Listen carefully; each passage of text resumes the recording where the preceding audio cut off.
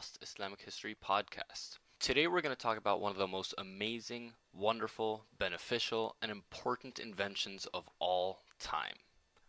Coffee. Today over 1.5 billion cups of coffee are drunk every single day all around the world. It's become a cultural staple almost everywhere you can travel to, and is part of billions of people's daily routines. So where did this tasty and addictive drink come from? And when did it become so popular? Now, believe it or not, it's a relatively new drink. It's only been around for a few hundred years, since the 1400s. Now, I know that sounds like a long time ago, but relative to the rest of human history, thousands and thousands of years, coffee is a pretty new invention.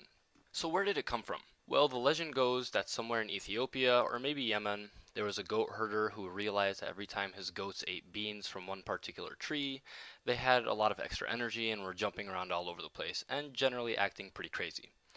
I don't know about you, but if I saw my goats doing that, I would stay very, very far away from that tree. But apparently that goat herder was a pretty brave fellow and ended up chewing some of those beans, and realized that he had more energy because of it. Eventually, the people in that region realized that if you grind the beans, you can dissolve the powder in water and make a dark drink that gives you more energy.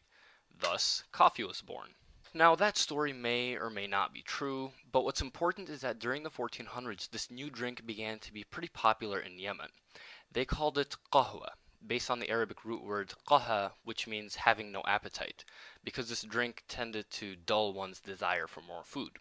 It was especially popular in Yemen among Sufis and other religiously oriented people, as it gave them the energy to stay up at night worshipping God. From Yemen, the drink spread north into the Ottoman Empire, where the Turks called it kahva. By the way, the Italians took the Turkish word and pronounced it as cafe, and from that word came the English word coffee. Interestingly, at first some Islamic scholars in the Ottoman Empire had a temptation to declare kahva as haram, or unlawful according to Islamic law. The reasoning for that was that this new unknown drink affected the mind, so they were afraid it might be similar to wine, which is unlawful in Islam. In any case, that ban didn't last long, because during the reign of Sultan Suleiman Qalanuni, also known as the Magnificent in the West, the highest religious authority of the empire, the Grand Mufti Abu Saud Effendi, analyzed the drink and realized there is no legal basis in Islam to declare it unlawful, so the consumption of coffee was allowed again in the empire. And, as you can imagine, the people rejoiced. Throughout the empire, and especially in Istanbul now, coffee shops began to spring up all over the place, and European travelers took notice. Wealthy Venetian traders especially imported this new drink into Europe throughout the 1500s and 1600s. In fact, one of the main ports in Yemen where Europeans bought coffee beans was a city called Mocha, and from that, of course, we have the word mocha for a specific style of coffee. Now, the Europeans also went through a religious legal issue with coffee. The Catholic authorities were tempted to declare the drink as unlawful, especially since it was a quote-unquote Muslim drink. But eventually, in the year 1600, the Catholic Church again allowed its use, and again, the people rejoiced.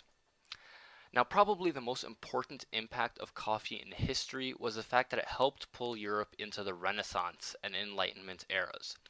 Throughout Europe's Dark Ages, alcohol was the drink of choice. You'd start your day off with beer soup, have a piece of bread with beer for lunch, and finish off your day with some bedtime beer to help you sleep. Needless to say, it's pretty tough to build a stable and organized society when everyone is always drunk. When coffee was introduced, people began to drink that instead. And coffee has the exact opposite effect of alcohol. It makes people more alert, makes them think more clearly, and keeps them awake. With coffee houses opening up from Paris to London to Florence, more Europeans began to actually think about things like philosophy, government, the rights of man, which all helped spur the Enlightenment, which eventually brought democracy to Europe and helped it enter that era of imperialism, where the Europeans conquered most of the Muslim world, including the birthplace of coffee, Yemen. Isn't that ironic? Well, there you have it, the story of coffee from obscure goat herders to European Enlightenment to imperialism. I hope you enjoyed this episode of the Lost Islamic History podcast, and we'll see you next time. Salam.